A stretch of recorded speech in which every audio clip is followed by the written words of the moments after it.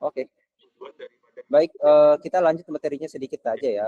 Ini sebenarnya pertemuan terakhir sih, yaitu geothermal dan reservoir sebetulnya ya. Oke, Gary sudah kabur, habis absen langsung kabur ya. Oke. Baik, kita lanjut ya dengan materinya. Saya izin share dulu. Ini tidak banyak sih sebenarnya materi ini, materi yang terakhir. Walaupun materi terakhir, tapi ini salah satu materi yang penting sebetulnya ya. Dan mungkin sebenarnya ada mata kuliah sendiri ya, itu eksplorasi geothermal. Tapi di sini kita akan lebih share, lebih apa ya, lebih spesifik sebetulnya sih ya. Mudah-mudahan sudah terlihat slide saya. Sudah terlihat belum ya? Sudah terlihat, Pak. Sudah terlihat. Oke sih. Nah sebenarnya materi untuk hari ini ada lebih ke geothermal ya. Jadi kita akan berbicara tentang geothermal, lebih berbicara nanti ke energi terbarukan, dan ini adalah salah satu topik penting sebenarnya untuk geofisika di Indonesia ya. Jadi lebih apa namanya, lebih banyak akan kalian kedepannya mungkin ya, karena misi Indonesia di 2050 itu penggunaan energi fosilnya mungkin hanya sekitar 30%, energi terbarukannya sekitar 60% gitu ya. Jadi cukup besar ya, dan energi yang lain itu sekitar 10%. Nah, salah satu sebetulnya yang menjadi sumber energi yang terbarukan adalah geothermal, yang terbesar di dunia pun geothermal gitu ya. Jadi ini menurut saya salah satu topik yang sebetulnya ya bagus untuk kalian nantinya. Jadi di sini tidak kita kaji mungkin ya seperti geofisika geothermal sampai menganalisis datanya sendiri, mungkin praktek enggak, tapi lebih banyak nanti akan bercerita gitu ya tentang geothermal itu sendiri dan kenapa kita memanfaatkan geothermal. Jadi lebih secara umum di sini, dan riset-riset di geothermal itu apa aja. Nah ini penting karena apa ya, di dalam perkembangan dunia geothermal sekarang memang cukup pesat juga ya, termasuk di Indonesia. Jadi ini buat teman-teman yang mau belajar tentang geothermal nih, sebetulnya di internet juga banyak source-nya, namun di sini saya akan lebih spesifik berbicara tentang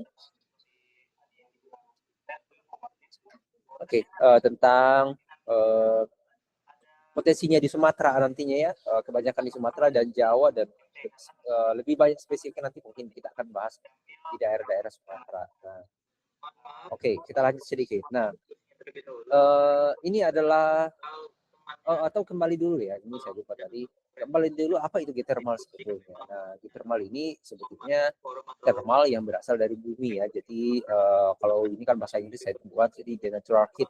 Heat ini berarti panas yang dari bumi. Dan ini sebetulnya kalau kita ulik lagi ya sampai ke akar-akarnya, bahwa thermal dari bumi itu sebetulnya dipengaruhi oleh radioaktif yang ada di dalam bumi, yang panasnya itu peluruhan radioaktif ya, yang terus menurun sampai nanti apa namanya mengeluarkan energi gitu ya. Jadi sebenarnya energi panas bumi itu berasal dari peluruhan radioaktif yang ada dalam bumi ya, seperti uranium gitu ya. Tapi ini waktunya sangat panjang. Nah, geothermal yang dieksplorasi gitu ya di dalam apa namanya di seluruh dunia mungkin sekarang lebih dari 100 kali ya. Kalau ini datanya saya ambil yang masih di buku kemarin itu sekitar 83 2022 atau 2024 gitu ya, saya lupa. Nah, ini 83 negara, tapi sekarang sudah hampir semua negara, termasuk negara penghasil minyak bumi terbesar di Indonesia, di dunia, negara Arab gitu ya. Mereka sekarang berlomba-lomba juga untuk memanfaatkan energi geothermal ini ya. Jadi walaupun potensinya yang paling banyak di Indonesia, tapi negara-negara yang memiliki potensi sedikit juga sudah mulai memanfaatkan. Karena apa? Ini challenging-nya ke depan. Nah, Jadi berapa dekade belakangan ya geothermal ini sebetulnya hanya digunakan dulu orang-orang zaman dulu ya, untuk ya sebagai apa namanya, sebagai energi misalnya untuk mandi ya, seperti kalian kalau pergi mandi air panas ya mungkin ya menggunakan geothermal. Kemudian ada penghangat tupangan. Jadi kalau negara-negara di musim dingin gitu ya, mereka menggunakan energi geothermal ini untuk penghangat ruangan. Contohnya aja di Jepang gitu ya, di Jepang, Taiwan, dan ada negara-negara di utara lainnya, Kanada ya, Rusia dan sebagainya, itu mereka biasanya menggunakan untuk heating. Oke, kemudian, nah ini dia nih, yang lain itu ya adalah untuk cooking atau memasak. Ini saya pernah melihat di apa namanya di Arab, daerah Arab di Afghanistan kalau nggak salah, mereka tuh memanfaatkan memang energi termal ini ya masak. Jadi mereka masak makanan itu memang dari panas bumi gitu ya. Nah, kalau kalian penasaran bisa searching deh gimana cara masaknya. Mereka itu menguburkan aja gitu ya ke dalam tanah yang panas terus nanti akan matang ya. Ini menarik sih sebetulnya. Nah, itu zaman dulu sebetulnya. Nah, kemudian belakangan berapa tahun kemudian orang-orang kemudian eh, berpikir ya bagaimana caranya supaya geothermal ini kita bisa manfaatkan dengan baik lagi. Nah, terutama ketika sudah perubahan industri, ya industri 1.0, 2.0, orang berlomba-lomba untuk mencari sumber energi. Salah satunya di sini adalah geothermal ya. Nah, kemudian selanjutnya setelah masuk ke apa namanya perubahan industri berikutnya ya 2.0 atau 3.0 kalau nggak salah, ini semua kemudian diproduksilah geothermal. Untuk apa awalnya? Sebenarnya untuk sebagai energi pendingin, pemanas dan pendingin ruangan gitu ya. Jadi kalau energi panasnya langsung dimanfaatkan, kalau dijadikan pendingin, energi dibuat jadi energi listrik, kemudian diubah menjadi energi pendingin gitu ya. Dan akhirnya sampai sekarang lah kita nikmati sama-sama, termasuk di mana ya, di Sumatera, di Lampung, kita memanfaatkan energi geothermal ya. Jadi ini sangat sangat sangat penting buat kita. Nah ini kira-kira sejarahnya sedikit. Jadi ini zaman ancient atau zaman purbakala, kemudian masuk ke tahun 1850, ini kemudian mulai dikembangkan apa ya, potensi geothermal ya, dipompa airnya yang dulunya memang hanya apa namanya ya keluar sendiri, ya sekarang sudah mulai dimanfaatkan kayak oil and gas gitu, dipompa dari dalam.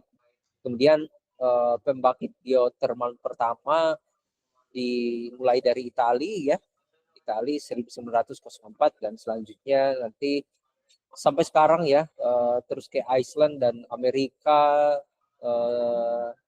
New Zealand, bahkan Indonesia memanfaatkan dari geothermal ini. Jadi kira-kira perjalanannya cukup jauh, dan ini kira-kira ya yang saya bilang tadi dikomunikasikan di New Zealand, kemudian Amerika, dan akhirnya sampai saat ini kita bisa menikmati energi geothermal ya. Nah, pertanyaannya sekarang, seorang geofisikis misalnya nanti involve atau terlibat di energi geothermal ini di mana? Oke, kita lihat dulu deh, dalam industri geothermal apa aja sih sebetulnya yang dilakukan, atau dalam pemanfaatan energi ini apa aja sebetulnya yang dibutuhkan ya. Nah, yang pertama kita pasti punya harus yang namanya reservoir. Nah, reservoir ini sebetulnya mirip juga pada ini ya, minyak dan gas bumi. Reservoir di sini berarti ada batuan yang permeabel menyimpan fluida gitu ya, dan harus terperangkap gitu ya. Kenapa? Kalau ketika dia terperangkap maka panasnya akan lebih tinggi. Kenapa? Karena tekanannya, suhunya tinggi gitu ya. Nah, kemudian dieksploitasi lah nantinya ya, dieksploitasi kemudian dimanfaatkan, ada lagi tuh diinjeksikan kembali ke dalam tanah, kemudian direproduksi lagi terus seperti itu. Makanya ini salah satu energi yang dianggap terbarukan ya. Jadi sekarang geofisikanya di mana nih kira-kira? Nah, geofisikanya seperti biasa, geofisika tuh akan mendeteksi bawah permukaannya, mencari nih si reservoirnya di mana yang produktif ya. Nah, reservoir ini yang akan kita produksi nanti, inilah yang akan dicari, diteliti, termasuk Ya, termasuk sistem geothermalnya yaitu sesarnya. Sesar ini penting juga karena untuk lebih keamanan dari geothermal sendiri, ataupun nanti akan berkaitan juga dengan ini ya, berkaitan dengan masuknya air ke dalam apa namanya reservoirnya, karena air di geothermal ya memang dari awalnya tuh memang ada air yang masuk, tapi lewat mana nih? Pasti biasanya lewat salah satunya adalah struktur PAU atau sesar.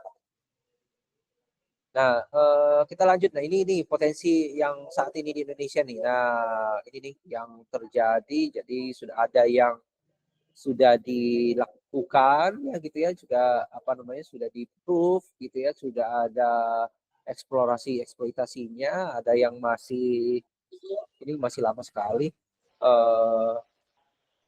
Masih banyak ya yang belum dieksplorasi sebetulnya. Oke. Mungkin bisa kita berhenti sendiri ya, soalnya saya juga dekat masjid ya, ini ada lagi sholat, kita berhenti sebentar ya, mungkin sekitar 3 menit ya, 5 menit. Oke.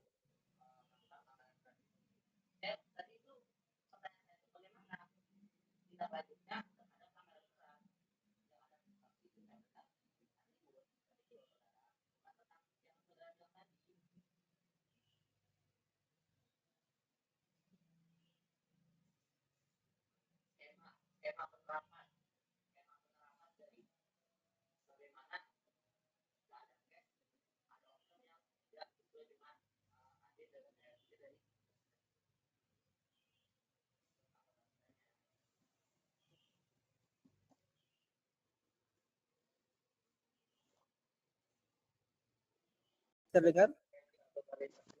Cek. Terdengar, Pak. Oke, thank you Lutfi ya. Oke, kita lanjut ya. Nah, ini tadi potensi geothermal di Indonesia ya. Kalau kalian lihat sebetulnya ini tersebar ya dari Sumatera sampai Papua gitu ya. Nah, tapi kalau kita hitung-hitung ya dari semuanya ini mungkin ada kira-kira 30% tuh ada di wilayah Sumatera. Kalau misalnya Jawa dan Sumatera digabung ini mungkin hampir 60% kira-kira gitu ya.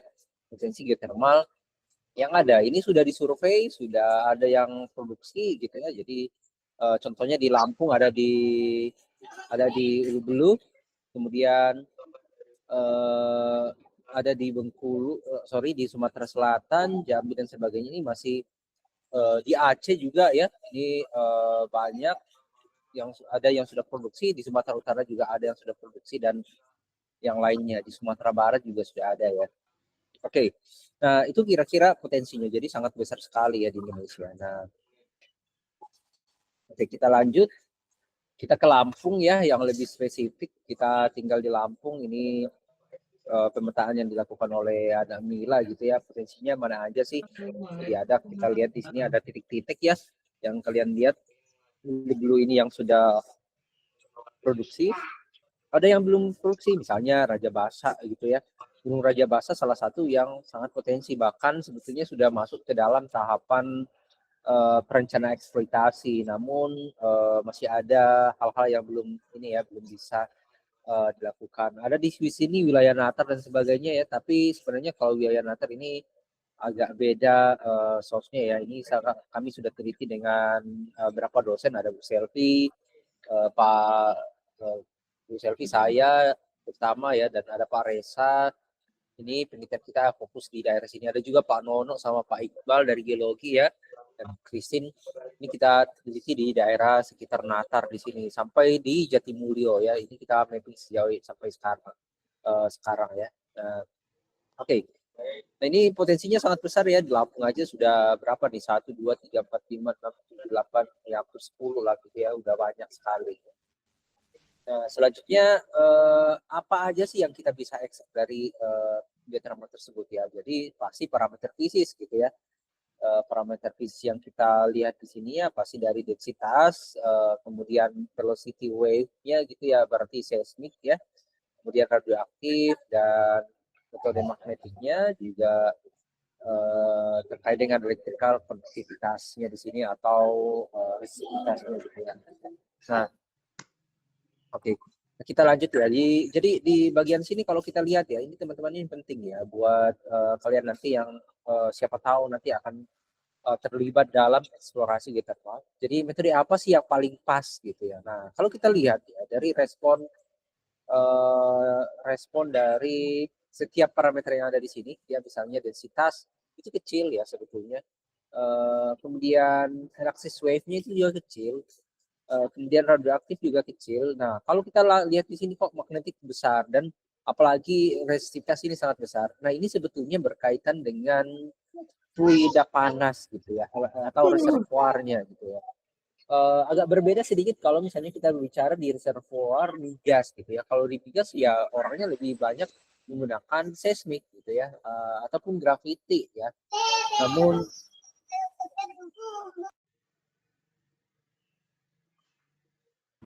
oke, kemudian kita lihat di sini kalau magnetik dan kelistrikan batuannya ini kok tinggi sekali responnya gitu ya.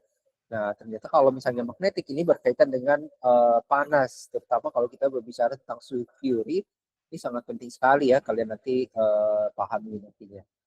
Nah, kemudian kalau listrik, kenapa kok bisa sangat bagus sekali? Ini berkaitan dengan fluida air terutama, apalagi kalau airnya itu sudah panas dan tambah mineral lagi, pasti dalam daerah gunung api itu akan memiliki nilai kontras yang sangat besar sekali dibandingkan dengan kondisi sekitarnya. Ini sangat penting sekali buat kita dalam eksplorasi nantinya ya. Nah, sehingga kalau misalnya kita berbicara tentang geofisika, maka kita akan berbicara tentang reservoirnya tadi yang akan terkait dengan apa namanya lapisan-lapisan ya di dalam batuannya, mulai dari sistem geothermal sendiri yang terdiri dari sesar, kemudian ada reservoir, kemudian ada apa namanya ada batuan pendudung gitu ya. Maka kita akan berbicara tentang metode apa yang akan kita gunakan untuk mendeteksi itu semua ya. Ini nanti bisa dibaca aja ya. Ini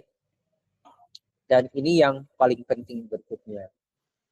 Karakteristik dari geothermal gitu ya. Nah, karakteristik geothermal itu tergantung dari suhu atau temperatur dari reservoirnya. Dan ini penting sekali buat kita, apalagi seorang geofisika itu harus tahu nih ketika mau eksplorasi geothermal. Ada yang disebut dengan high temperature dan ada disebut low temperature. Nah, atau low enthalpy dan high enthalpy. Nah, temperatur yang tinggi atau high enthalpy juga ini berkaitan dengan temperatur atau suhu yang sangat tinggi. Nah, biasanya kalau yang suhu yang paling tinggi ini yang diproduksi itu ada kebanyakan dari berupa steam atau uap air gitu ya. Uap air, kemudian ini biasanya akan tekanannya besar gitu ya, sehingga keluar sendiri ya, seperti yang banyak kita lihat di Indonesia.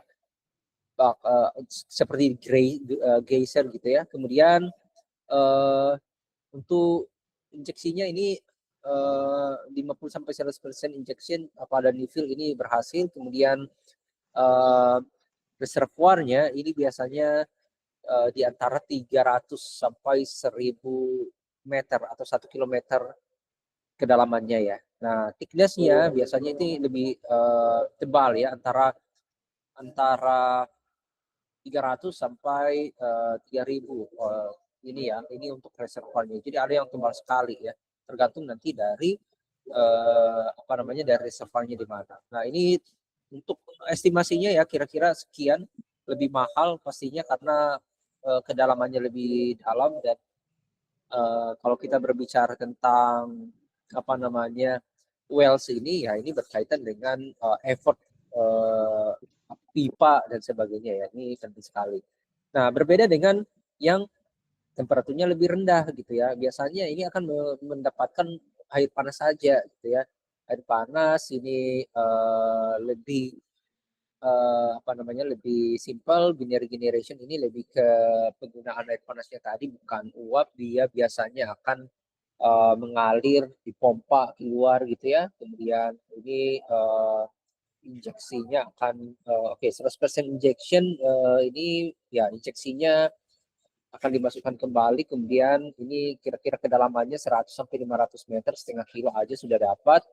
Dan ketebalan reservoir juga ya paling sekitar 100 sampai 1000 meter ya. Jadi enggak sepertiganya dari yang high temperature tadi. Dan kalau kita lihat ini biayanya sepertiga kira-kira ya, sepertiga sampai seperdua dari biaya yang digunakan untuk high temperature. Nah, tapi isunya seperti apa nih? Isunya yang paling penting adalah bagaimana cara penggunaannya gitu ya. Nah, umumnya pembangkit listrik tenaga geotermal di Indonesia itu menggunakan uap gitu ya. Nah, jadi masih yang steam. Kenapa steam lebih menguntungkan? Karena kalau steam ini biasanya digunakan cara pembangkit geotermal sebetulnya adalah bagaimana memutar turbin gitu ya, turbinnya. Nah, kalau yang di Indonesia, terutama mungkin yang ada dekat dengan kita di Ulu-Bulu misalnya, itu menggunakan steam. Jadi uapnya yang dimanfaatkan gitu ya. Kebanyakan itu yang ada di Indonesia. Ada juga yang menggunakan yang ordinary generation ini menggunakan air panasnya aja, tapi itu belum banyak, tapi kebanyakan menggunakan steam. Nah, sehingga sebetulnya kalau kita lihat dari keduanya ini ya pasti kita akan mengejar yang high enthalpy gitu ya. Nah, karena kalau ini ya lebih teknologinya lebih mahal dibandingkan dengan yang high temperature. Oke, mungkin eksploitasinya lebih murah, namun ya teknologinya yang lebih mahal ya. Nah, ini tadi yang temperatur yang tinggi.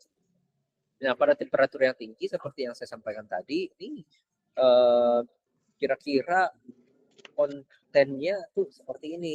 Jadi ada namanya, ini adalah sistem reservoirnya ya. Biasanya ada reservoir dengan kedalaman yang lebih dalam gitu ya. Kemudian pasti ada nanti namanya batuan penduduk atau caprocknya seperti di sistem migas gitu ya.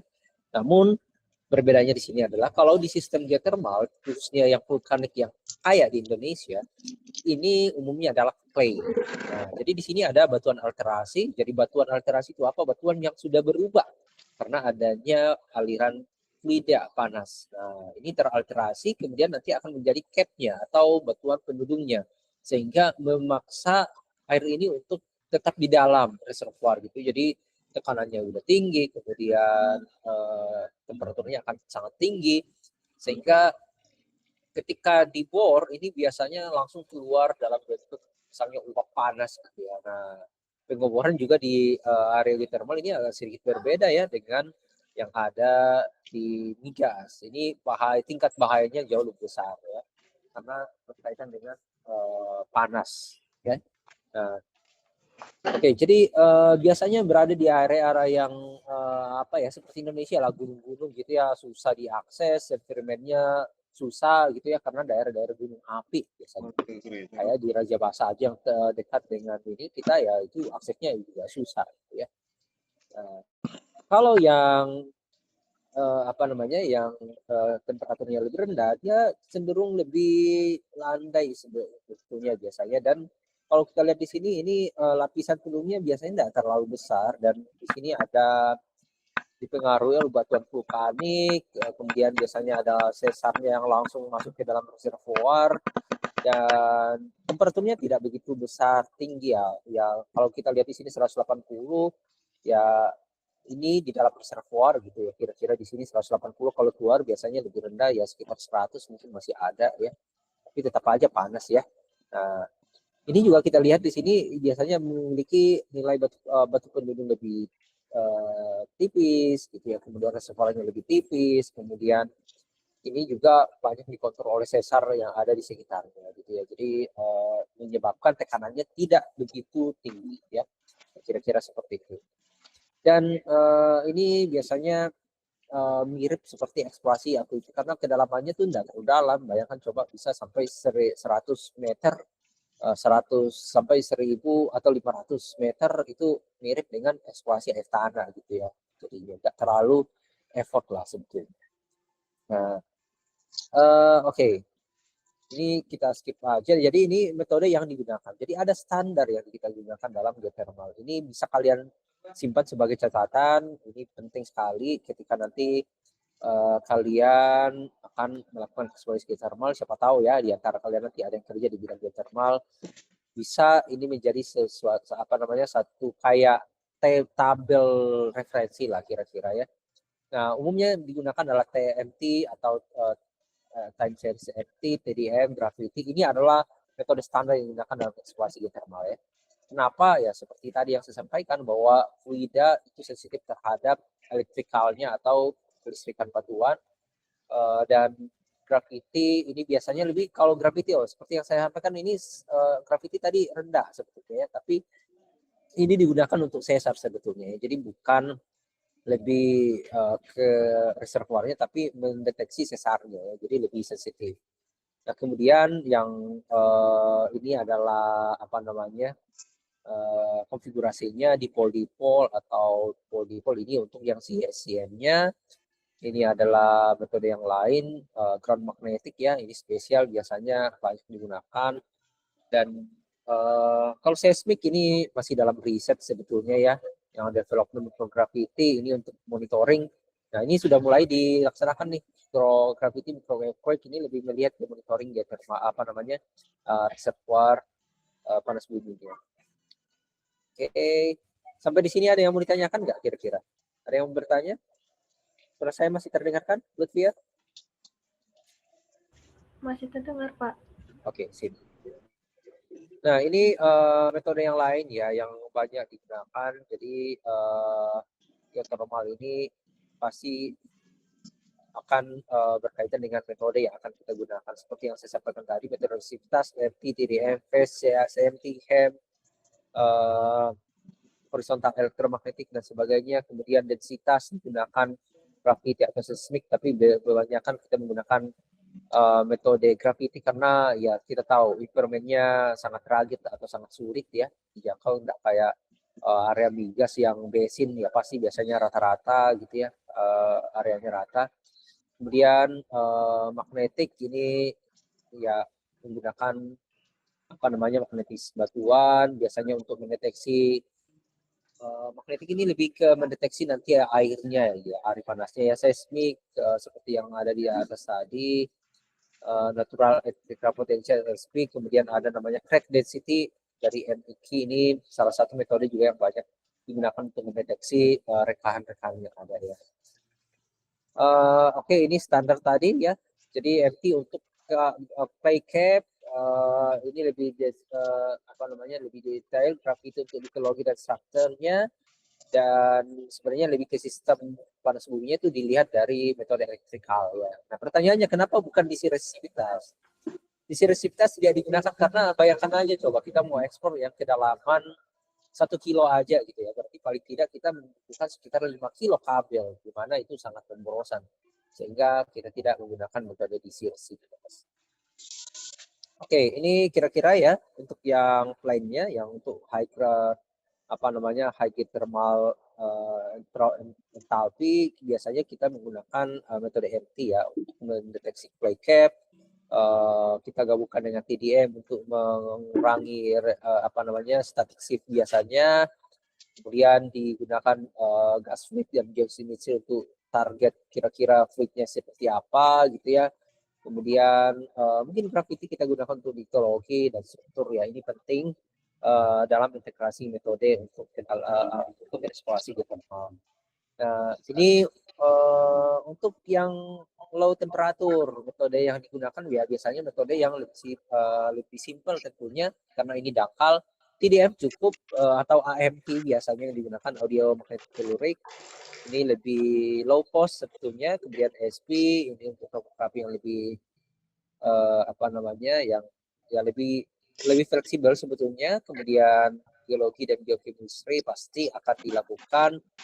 Temperatur gradient well ya ini biasanya digunakan drilling, logging gitu ya. Nah, ini juga dilakukan. Kemudian ya ini seperti yang saya sampaikan seperti eksplorasi aquifer atau bawah tanah gitu ya.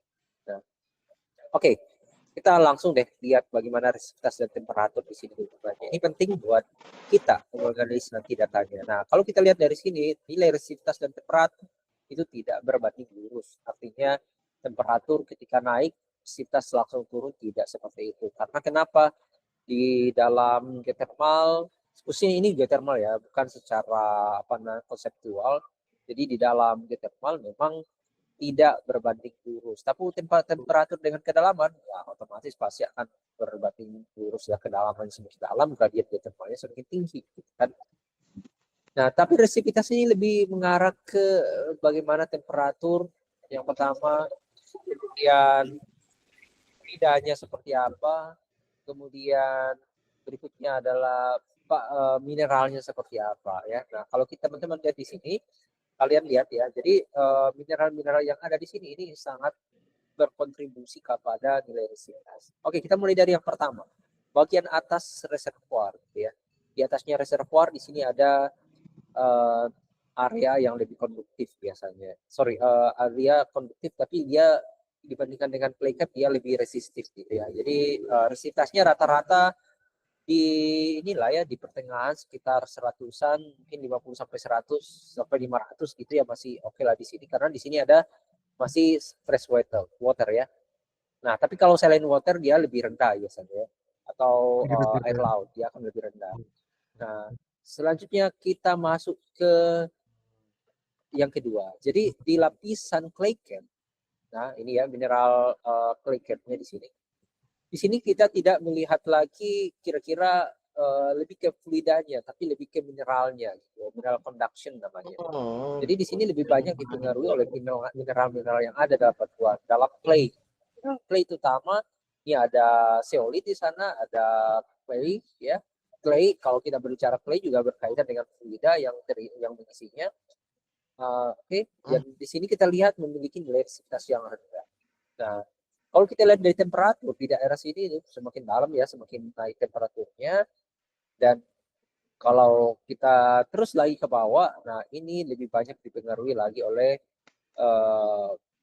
fluid conduction ya, jadi lebih ke karena ini ke reservoirnya, maka ini biasanya dipengaruhi oleh reservoir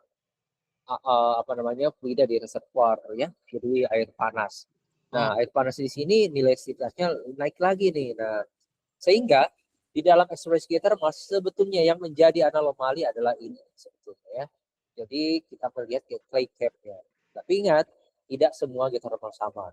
Ini khusus daerah yang vulkanik yang sistem geothermalnya itu memanfaatkan zona alterasi atau clay cap sebagai batuan pendukung. Di daerah yang lain juga bisa berbeda. Contohnya kalau kita berbicara tentang daerah yang memiliki batuan basalt misalnya sebagai clay cap-nya, sebagai cap-nya itu juga berbeda ya. Atau kita berbicara tentang geothermal, gradient geothermal yang di tempat lain gitu ya, yang harus di frac gitu ya, frac geothermal itu beda lagi ceritanya, tidak sama dengan ini, jadi beda-beda sistemnya ya. Tapi ini saya berbicara tentang geothermal yang ada di Indonesia. Oke, ini metode MT saya tidak usah jelaskan cara pengolahannya. Intinya datanya ada, ini metodenya, ini kira-kira datanya. Nah, kita masuk ke contoh di Sumatera Utara. Nah, Sumatera Utara ini di Sibayak, mungkin ada yang dari Medan di sini. Ya, ini adalah area geothermal yang ada di sana ya. Jadi kalau kita lihat di sini ada area yang memperlihatkan klaster dari keberadaan geothermal gitu ya. Jadi ini adalah area yang ada di Sumatera Utara di Sibayak ya, dan ini adalah area sistem geothermalnya. Nah, kita lihat di sini ada warna hijau ya. Ini adalah aliran fluida dari dalam yang menyebabkan daerah di sekitar bagian bagian timur gitu ya, dan ada timur selatan ya, southeast ini ada berapa ditemukan di sana area manifestasinya gitu ya. Nah, ini berarti airnya kira-kira ke arah sana. Nah, ini ada Gunung Sibayaknya, dan kita lihat di sini adalah flow geothermal fluidnya. Kemudian di sini lakukan pengukuran metode MT gitu ya. Jadi ini metode MT yang digunakan. Kemudian ada wells-nya di sini ya. Jadi ada wells-nya yang di board juga ya. Ini di board. Oke. Dan kita lihat hasilnya kira-kira seperti apa. Nah, ini adalah hasil data MT-nya. Oke, mari kita cek sama-sama ya. Nah, di sini kalau kalian lihat, ini sangat jelas sekali ya kontras resipitas yang ada. Oke, kita lihat dari surface dulu. Surface ini ada yang 570, 35, 350 ya. Jadi kalau kita klasifikasi ini kira-kira rentangnya dari 50 sampai 500 lah kira-kira gitu ya. 35 sampai 500 ya. Tapi ini juga tergantung dari posisi struktur bawah permukaannya atau kondisi litologinya seperti apa. Nah, karena di sini 35 ini berkaitan karena dekat dengan daerah clay tadi ya. Nah, karena claynya di sini memiliki nilai densitas yang sangat rendah. 7, 8, 2,5 ini cuma di bawah 10 operator. Kenapa? Karena ini ada clay. Clay banyak mineralnya, mineral apa namanya tadi? Ada mineral zeolit dan kawan-kawan ini yang membuat dia lebih produktif ya. Nah, kemudian kita lihat di daerah bawahnya. Nah, ini yang sangat penting sebenarnya. Nah, di daerah reservoir ini terdapat nilai resistivitas yang lebih rendah, ya, nilai resistivitas lebih rendah dan juga kita lihat sangat rendah gitu ya, bahkan ini berkaitan dengan area aliran fluidanya atau reservoirnya. Dan di sampingnya, samping kiri kanan coba perhatikan, ini lebih tinggi, ini sangat kontras sekali antara yang ada di tengahnya dengan yang ada di kiri kanannya. Ini menandakan apa? Bahwa reservoir sesungguhnya ada di bagian ini. Nah, ini adalah daerah reservoirnya. Ini adalah cave-nya dan ini adalah daerah strukturnya. Nah, kenapa ada struktur di sini? Daerah struktur dan ditemukan berapa manifestasi ya. Jadi ada sebayak, ini ada praktek-tekan gitu ya. Jadi ini ada berapa area yang menjadi daerah manifestasi. Oke. Nah, ini kemudian dibuatlah konseptualnya berdasarkan ini juga kemudian dilihat dari konten mineralnya, ada clay di atas ini ya. Jadi clay kontennya ini sangat besar sekali. Oke, di daerah ini berapa nih? Saya lupa. Ada biasanya ya. Ini tidak ada kode ininya ya, kode lognya. Saya lupa tampilkan ya. Jadi kalau kalian lihat di sini, ini kita bisa lihat ya. Jadi ini ada 100 meter, ini ada konten clay-nya, dan ini ada silikanya. Jadi kalau kita lihat semakin ke dalam, semakin hilang konten clay-nya, silikanya semakin besar. Sehingga ini mempengaruhi densitas juga. Oke. Dan kalau kita lihat di sini adalah ini ada litologinya, ada tuff bagian atas, kemudian ada ini lapisan clay cap-nya.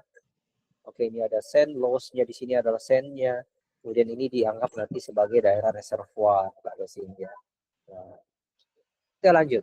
Ini salah satu metodenya. Nah, ini kira-kira gambaran konseptual modelnya tadi, kemudian dibuat dalam bentuk konseptual model, dan inilah geofisika terlibat di sana tadi menginterpretasi, harus tahu geokimianya, masuk geokimia, masuklah geologi, dibuatlah konseptual model yang nantinya akan digunakan untuk perencanaan eksploitasi geothermalnya ya.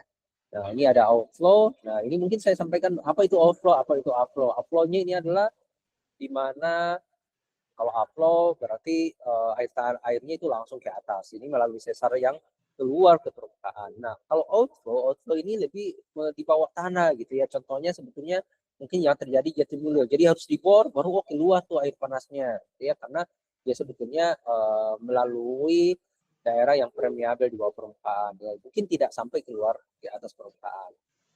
Oke, terus kita terus, dan ini adalah daerah grafiti. Ini juga salah satu yang ada di Sumatera. Ini adalah metode IP-nya. Oke, tapi grafiti lebih banyak menceritakan tentang struktur sebetulnya sih ya. Jadi sampai ke geothermal ininya nggak begitu detail sebetulnya ya. Kalau grafiti kita hanya bisa melihat kontras densitas di sini yang mungkin akan lebih banyak mempelajari nanti tentang area sesar geothermal, sesar di daerah geothermal gitu ya. Contohnya seperti ini. Dan ini adalah metode SP, ini lebih ke daerah geothermal yang memiliki kedalaman yang dangkal, maka digunakan biasanya metode SP salah satunya ya. Dan ini kontrasnya juga, ini kita bisa lihat daerah anomalinya yang berkaitan juga dengan densitas sebetulnya ya. Nah, dengan fluida. Oke, dan oke, itu saja ya kira-kira untuk materi hari ini. Jika ada yang mau ditanyakan silakan. Ada yang mau bertanya?